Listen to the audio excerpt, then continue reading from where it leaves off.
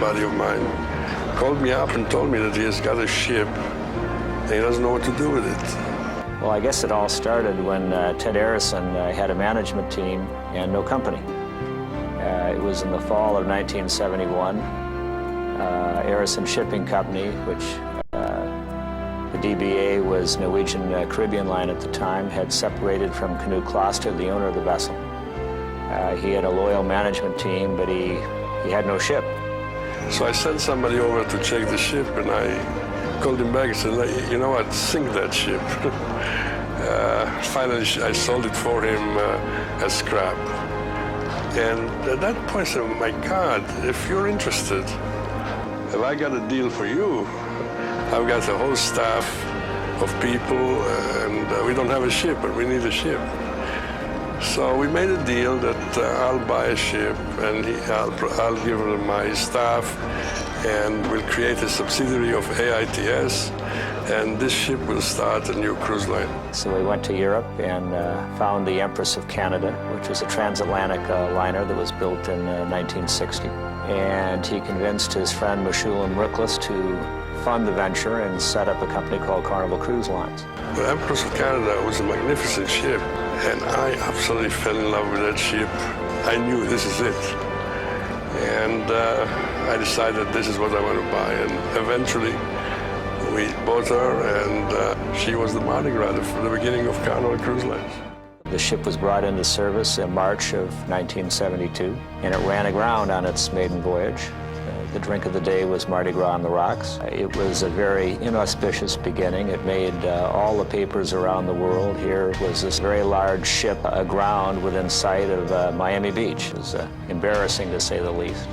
It was like a bad dream. I recall everything. I was on the bridge the whole time. Next day, Lynn came and asked me to please come down and go to sleep a little. And I couldn't. There was so little money back then that, and we had no credit. So when the ship went to St. Thomas and wanted to fuel, they wouldn't give credit to Ted and the company. So Ted had to go through all the cash registers at the bars on board and scrounge around to get enough money to get the fuel payment. Had he not made the fuel payment, the ship would still be there today and there would be no Carnival Cruise Lines. My aspirations was, at that time, to get one more ship, because one ship company is no good. If anything happens to that ship, you're out of business. Ted, very much like a gambler, put the profits for 1975 right back into an investment of the new ship, which was the Empress of Britain, which became the Carnival. I'll never forget, January 1st, 1976, was the Carnival steamed into port. And it was the sorriest looking thing, I have to say that. It was listing. Rust was streaking down from the sides all over the place. You know, you didn't know whether to cheer or cry when the ship came in. We took delivery of her in the port of Miami on January 1st, 1976. I remember it as if it was yesterday. We went on board the ship. It was just in total disrepair. We were standing in a main lounge in about 4 inches of water, 6 or 7 of us with Ted and Mickey. And Ted said, yes, right here, this is going to be the casino. And we had 6 weeks to get the ship ready. And then after we had 2 ships, said, you know, if we had 3, then we are really protected. So we went for the 3rd ship. When the Festival came in, she was significantly larger than any other ship operating from the port of Miami. And we made a lot of headway with that. I think things changed dramatically when we bought the Festival. We did have the capital available to do a major refit in Japan. Parts of the ship were almost like a new ship and really a product that we could be proud of. And it began the whole concept of whether we were going to be able to build the kind of ship to really take advantage of the concept of the fun ship cruise experience and really reach the broad North American market. Now, the Carnival story is really a textbook marketing case. Here's a company that was at the bottom of the ladder of its industry, and over the years worked its way up to be the most popular cruise line in the world. And how did they do that? Well, they picked a positioning way back when, the fun ship positioning, and they have been focused. Everything they have done has been consistent with that positioning. And then suddenly with 3 ships, we were a substantial part of the cruising scene. And I'm looking around and everybody else has fairly new ships, and my ships were not so new.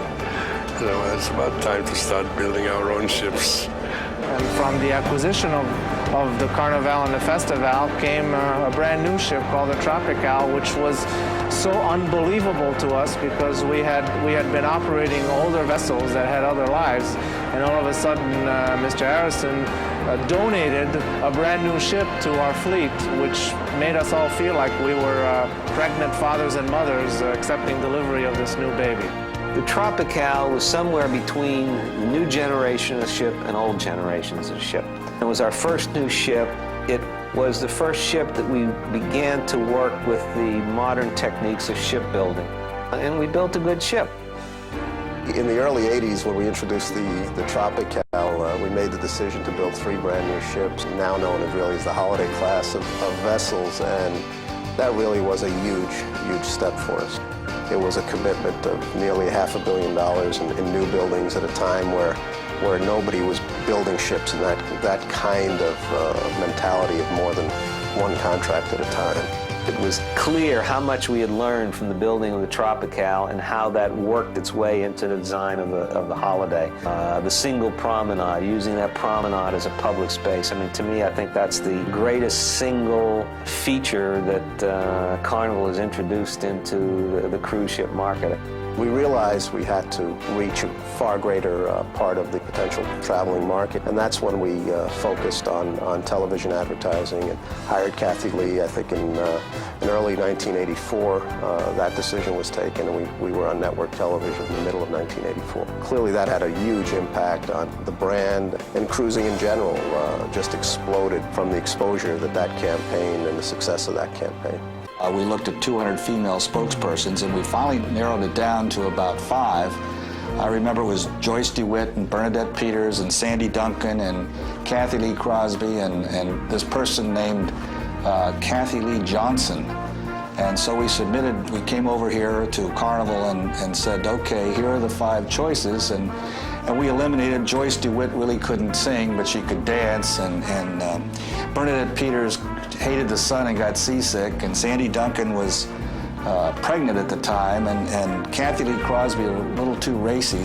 So Mickey said, what about that second banana on Good Morning America, Kathy Lee Johnson? And we all thought that was a terrific idea. So Kathy Lee Johnson was the person we selected. She was, from our standpoint, the ideal choice for a spokesperson. She's friendly, perky, energetic. She's attractive to men and yet non-threatening to women. That's kind of a difficult thing to do, but she manages to walk that fine line. And we had her singing and dancing and entertaining, but at the same time explaining to, at that time, the 97% of the American public who'd never been on a cruise, what cruising's all about, and the fact that your meals are included, your daytime activities, and nighttime entertainment, etc. So she kind of explained cruising. At the same time, through her perkiness and entertainment, hopefully made it fun. I remember the first time I met Kathy Lee Johnson was up in the studio with director Steve Miner. And we were waiting for her to appear, and all of a sudden, the star arrives. And here's this little person, Kathy Lee Johnson, and she says to me, "I'm sorry I'm late. I have voice nodes." First person I met, basically when we started the whole relationship, was Bill Dreyer with the advertising agency, and he became Billy Baloney first day. And I had the worst allergy attack, as I remember, that I'd had my whole life. And I showed up for the recording session going, "Hi, I'm Kathy Lee. It's so nice to meet you. I'm a singer. I'm going to be doing all the singing there." And he gave me a look like, "I'm going to die. I'm going to be kicked out of the advertising field. I'm never going to work again." And somehow the sky opened, my voice cleared, and I sang, "In the morning, in the evening, ain't we got fun?" And it was wonderful from the very first day. The next 3 years, from 1984 to 1987, we doubled in size with the addition of the Holiday, Jubilee, and Celebration. We went from carrying 249,000 passengers in 1984 to just about 500,000 passengers in 1987. And then we came to the wonderful Fantasy class, which in 1990 at 70,000 tons was the largest cruise ships afloat. And today they are the largest series of cruise ships, a series of sisters. With the success of the holiday class and the success of the television advertising campaign, it was clear to us that to continue growing this concept, we were going to have to build better and larger ships, and the capital requirements for that were going to be extraordinary. We did sign a contract for the Fantasy and then set out to do a public offering in '87, which really allowed us to sign the contracts for Ecstasy and Sensation. It turned into a class of ship that by 1998 we will have 8 of them. I think it's probably the most successful class of sister vessels ever built in the passenger cruise industry.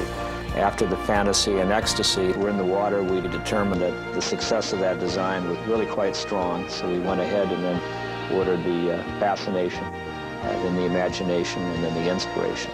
I think the most important thing really is people. Management can think, management can try and direct, management can try and be innovative, but it needs people to execute. And I always tried to run a company like a family, because I wanted everybody to feel that he shares in it and he shares in the success. You're going to see the same faces that you've seen many, many years ago. They don't change. You take Mike Zodis, who is very much responsible for the growth of the company. He is with me from day one. People like Bob Dickinson, from day one. You have somebody like Mickey Harrison. Since he started working, he never left. Take Captain Fabietti, for example. He's with us from the beginning, too. He was the first staff captain of the Mardi Gras. Or take Zamati. One day I said to one of our people, I would like to start bringing in young kids because they'll have to stay with us a long time. So we went looking at University of Miami, and we picked up Zamati. He was a kid just finishing college. I came to Carnival really when Carnival didn't exist. Back in 1970, I answered an ad in the Herald relative to people joining the sales and marketing team at Harrison Shipping Company. Next thing I knew, I was sitting in front of Ted Harrison, and he sort of looked at me and asked me a couple of questions and said, listen, if you really feel like you want to come to work and make minimal money and really prove yourself, I want to be able to form a very young and aggressive sales management team. So if you'd like to join us, it's okay with me. The next thing I knew, here we were operating a cruise ship called the Mardi Gras. That was 1972. And from there, when you reflect to those days, to 1972 to 1996, the mind just bogged. When you have an anniversary like this, you begin to take stock. William Blake said, "Great things are done when men and mountains meet." And I think that you're seeing one of the greatest things that have happened in the cruise industry, this exquisite ship that I wish fair winds, calm seas, and a beautiful future to give passengers a very happy and fun cruise.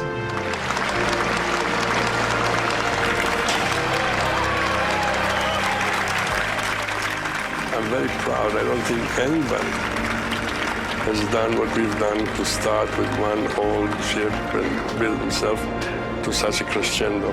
For me, it's a certain nostalgic and sad feeling for some reason. You try to remember back to the beginning, and the Mardi Gras is no longer with us, you know. So something is missing along the way, but that's the way life is, I suppose.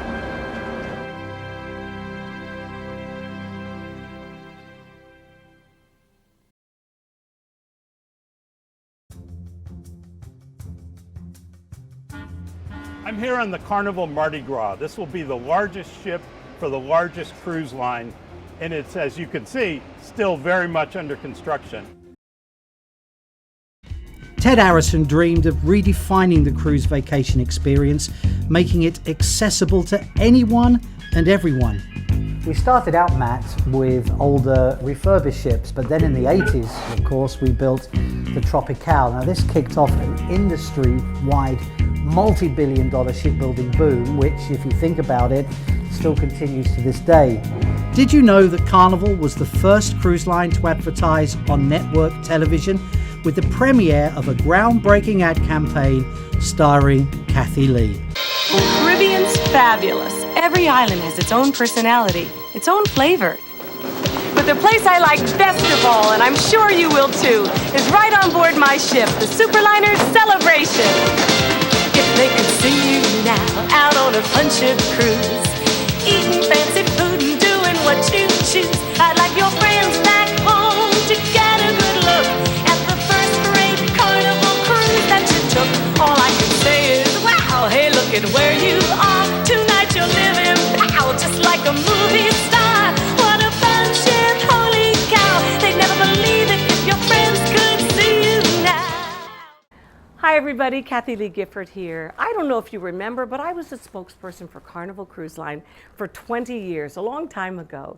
In 1984, I signed with Carnival. In 1986, I married my husband Frank. And then in 1993, a little princess arrived in our lives named Cassidy Erin Gifford. I have a surprise for her today. I hope it's going to rock her world and that she's not going to be upset because she doesn't like surprises. Let's go do this. Hey! Hi. Hi! Surprise! I thought we were going to lunch. We were going to go to lunch eventually, but I have some news for you I have to share. First of all, congratulations. For what? I'll tell you. Let's go in. Where did you spend most of your childhood? On a Carnival cruise ship. Yes.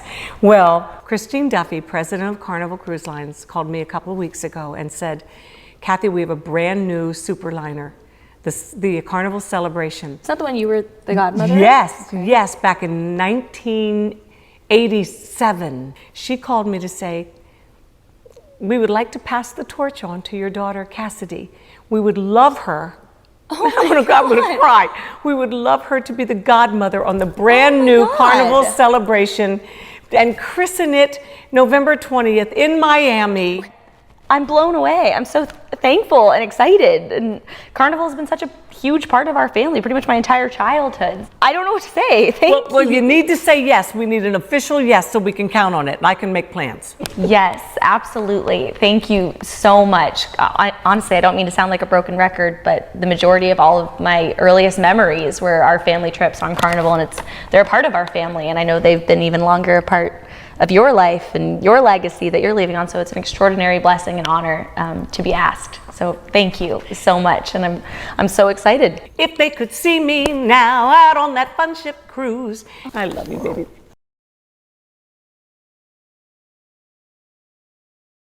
I have the honor and privilege of introducing tonight's host. And when I asked him how I should do that with his wealth of experience, he said, just say my name. So friends, I am delighted to welcome your host for the evening, Brand Ambassador, Mr. John Stephen Held. Hey. Lee, thank you. I'm wearing socks older than you. Lee, I've spoken to a lot of guests who have been on with you for the last 14 days. You and all the crew, every single one of you should be very proud. You gave the people the best of times, and we salute you and all of the crew. And last but certainly not least, a very special welcome to our longtime friend and the very first Carnival brand spokesperson, and actually the first spokesperson for the cruise industry, Kathy Lee Gifford.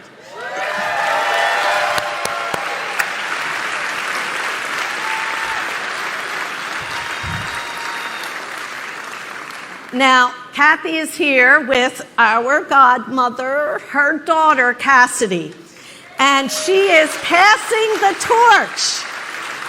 Passing the torch from mother to daughter is pretty incredible because Kathy Lee was godmother of the first celebration in 1987. So this is really a special moment, I know.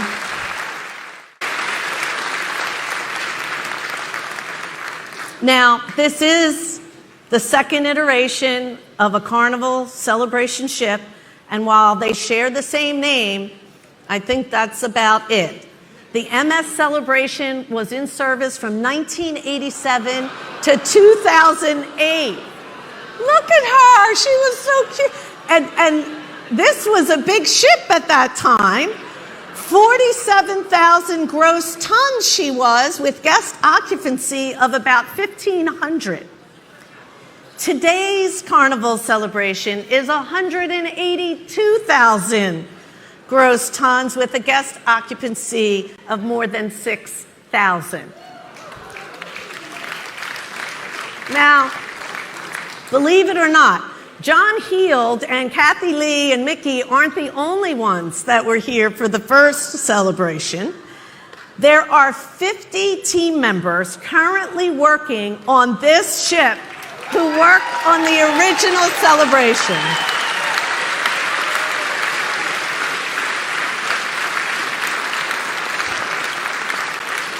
And we celebrated them when we took delivery, and I can tell you they are very, very proud.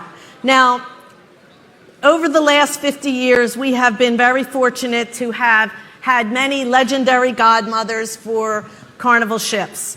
Dame Judi Dench, who I heard got drenched during the christening, right, Vicki? That was a good story. Marcia Gay Harden, Katie Couric, Queen Latifah, Vanna White, and so many more. But tonight we are expanding the Carnival family officially by once again having a mother pass the torch to her daughter as godmother. But this is the second time we've done this. Madeline Arison served as godmother to Carnival Triumph, and she passed the torch on to her daughter Kelly in 2019 as she became godmother of the reimagined Carnival Sunrise, and Kathy Lee was there with us. We are so proud to have you, Cassidy Gifford, as part of our family and to be serving as godmother on this magnificent Carnival celebration. So Cassidy and Captain, can you please join us on stage?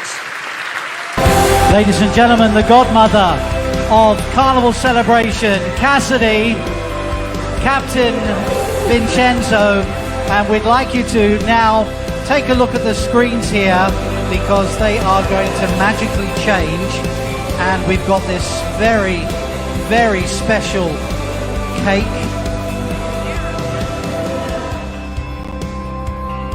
Look at this. Cassidy? Yes, John. Are you okay? I'm doing. Couldn't be Mum better. passing the torch to you, and a very special moment. Captain, from the original celebration to this, how are you feeling? I feel proud, but also very happy because it's passed almost 25 years and even more. So, ladies and gentlemen, this is the very special moment, and as we've got the screens coming up, we've got the band behind us here because we have well, I don't want to spoil the surprise, but ladies and gentlemen, it's time now for the very special blessing, and Cassidy is going to read that out. I'm going to stand over here, and then I want you to take a look at the screen because there above, right now live, wrapped in the bottle with the ribbon, is the champagne.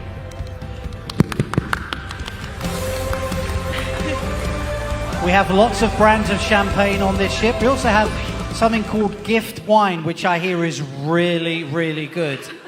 Thought I'd give the plug there, little plug. Cassidy, congratulations. We're so honored and we are so proud.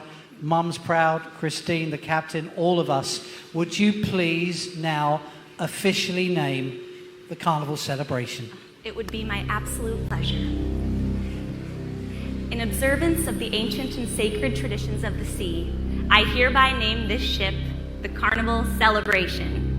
May good fortune shine on all who work and sail on her, and may she always have smooth seas and a following wind wherever she may sail. And we're going to pull the handle and watch what happens. Ready? Go. Here she comes. Keep watching. Get ready. I expect the loudest cheer of the night. Yay! Ladies and gentlemen, Carnival Celebration. On a fun ship cruise, eating fancy food and doing what you choose. I'd like your friends back home to get a good look at the first great Carnival cruise that you took. All I can say is, wow, hey, look at where you are. Tonight you're looking proud, just like a movie star. What a fun ship, holy cow. They never believe it if your friends could see you now.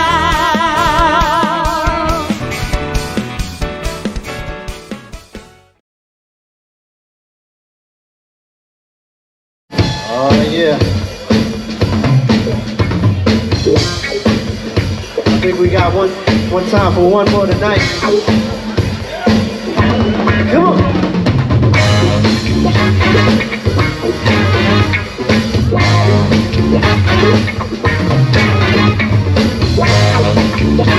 Yo, Val.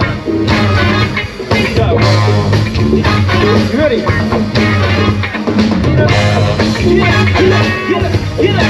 Get up on your feet. Come on, you got to get on up. Get on up. Woo. Get on up. Get up on your feet. Here we go. Are y'all ready to celebrate this house tonight?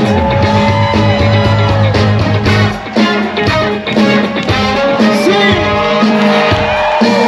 Oh yeah.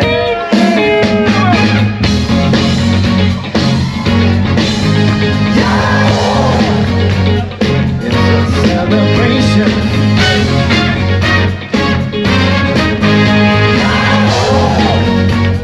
It's a celebration. Come on. Celebrate good times. Come on. Let's celebrate. Come on now. Celebrate good times. Come on. There's a party going on right here. A celebration to last throughout the years. So bring your good times and your laughter too. We're gonna celebrate and party with you. Come on now. Celebration. Let's all celebrate and have a good time. Celebration. We're gonna celebrate and have a good time. It's time to come together.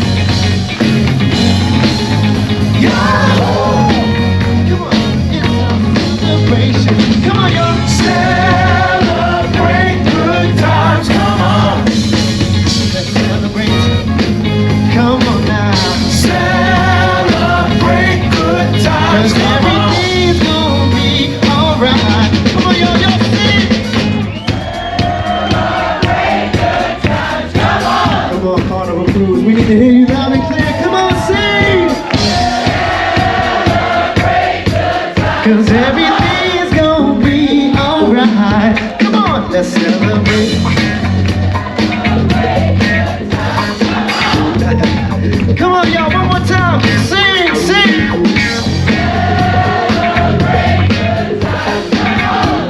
Oh yeah, Carnival Crew. Come on, come on.